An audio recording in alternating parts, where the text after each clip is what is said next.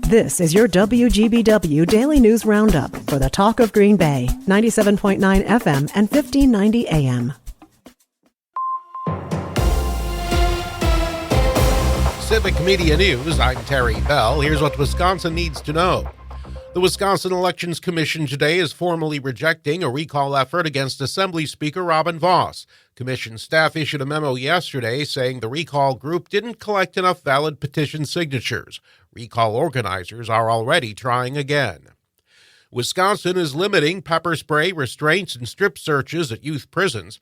Deputy Corrections Secretary Jared Hoy tells a state Senate committee that staff is now using better methods. It's well documented that human beings are fundamentally more likely to change their behaviors when they make a choice to do so on their own, rather than using persuasion tactics, force, coercion, or punishment. It's part of a court settlement 6 years ago after a scathing review of the Lincoln Hills and Copper Lake schools.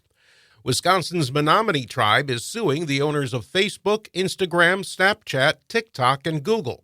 The tribe says those companies know their products are addictive and leading to more suicides for young Native Americans.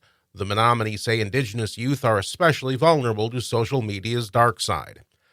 4 big Wisconsin utilities are pledging to hire union workers for renewable energy projects tied to the Inflation Reduction Act. Union leaders say it helps to know that the jobs for wind and solar projects are as good as those for traditional energy. It allows workers to focus on updating their skill sets to meet the needs of the project and not worry about are there concessions in wages and benefits. Kent Miller is president of the Wisconsin Laborers District Council.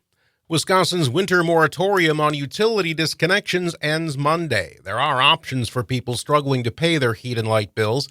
Utility companies work with customers behind on their payments to set up installment plans. State regulators will get involved when the two sides can't work things out. They're testing tornado sirens all over Wisconsin. Today is the annual statewide tornado drill. The drill gives people in schools, businesses, and homes across Wisconsin a chance to practice their tornado safety plans. I'm Terry Bell, Civic Media News. Now here's what you need to know closer to home. For WGBW News, I'm Lisa Hale. UW Green Bay women's basketball coach Kevin Borseth has announced that he'll retire after a 42-year career. Because I've grown a lot as a coach over the course of these years, and I learned far more from the players than I think I ever taught them. Borseth cited his age, he'll be 70 in June, and difficulty in recruiting because players know that he was close to retirement age for his decision. Meanwhile, UWGB Chancellor Michael Alexander said to honor Borseth, they're renaming an area of the university for him. Forevermore, when someone parks behind us in the Crest Center, they're going to make a turn onto Kevin Borseth Way. Everybody who comes into this facility, as long as it is here and beyond, is going to know the excellence that Coach Borseth brought to this university for over 20 years. Borseth, one of the winningest coaches in women's basketball, will retire in June 30th. This is Severe Weather Awareness Week throughout Wisconsin. Today there will be statewide tornado drills at 1:45 and 6:45 p.m.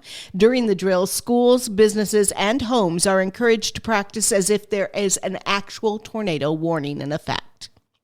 There's a trip to Brazil in the future for the Green Bay Packers. The organization announced yesterday that it will open the 2024 season Friday, September 6th, when they play the Philadelphia Eagles in Sao Paulo, Brazil.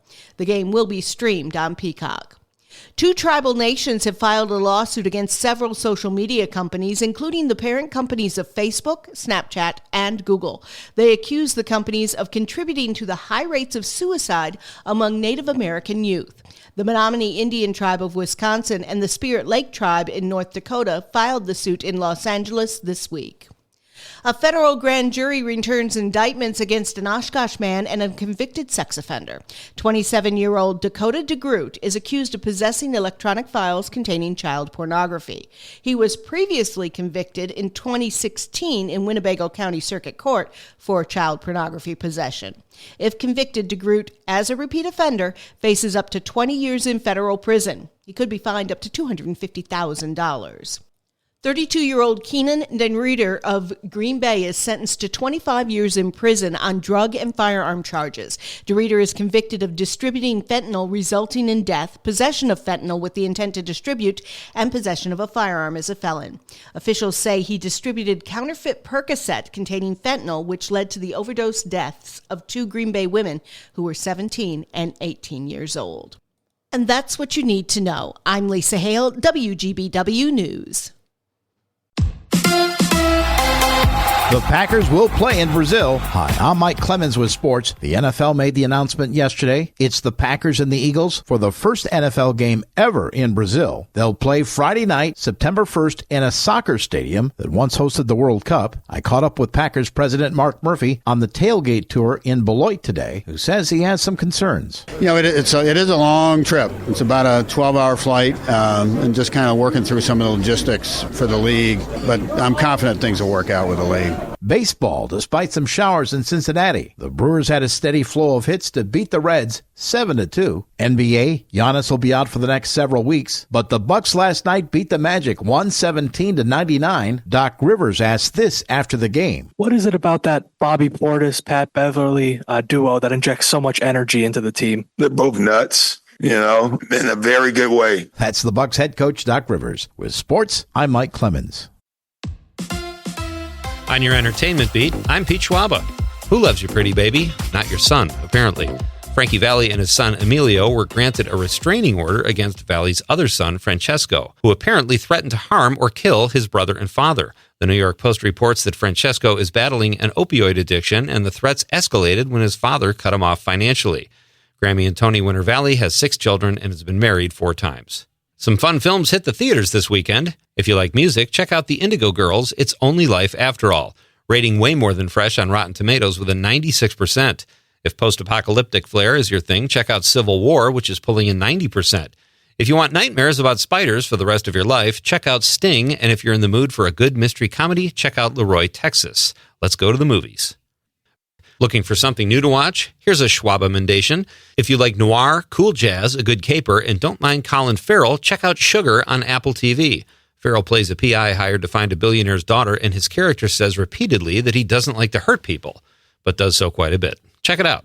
In testosterone news, John Cena gave the straight dope on the feud between Vin Diesel and Dwayne "The Rock" Johnson on Dax Shepard's Armchair Expert podcast, saying the feud started when Johnson joined the Fast Five cast in 2011 and did not see eye to eye with Diesel. The two sparred over social media at times, but seemed to make up when they appeared together in the credits sequence for Fast 10. My guess is that the spat was over who was the more mediocre actor or who was compensating more with their fake name. Fans of the TV show Parks and Rec have a new tell-all book to look forward to. Jim O'Hare is the scribe of Welcome to Pawnee, Stories of Friendship, Waffles, and Parks and Recreation. The 62-year-old O'Hare played Jerry Gergich on the show and documents his time from his first audition to the series finale. Parks and Rec ran from 2009 to 2015.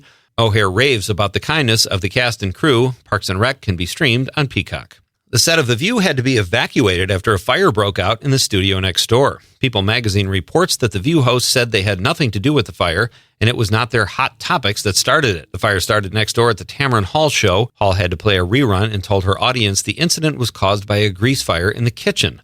Authorities immediately suspected renowned arsonist Joy Behar, but her alibi checked out. For more showbiz fun, tune in to Nightlight with me, Pete Schwaba, every night between 7 and 9 p.m. on the Civic Media Radio Network. Mostly cloudy and becoming a little breezy today with scattered showers possible this afternoon. Our high 59, the wind northeast 10 to 20, gusting to 25 by later today.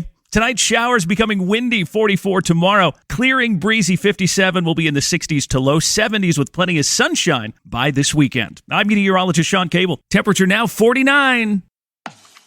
That's your WGBW Daily News Roundup from Civic Media. Subscribe to this podcast on Spotify, Apple, or wherever you find your podcasts. Find more news at WGBW.FM.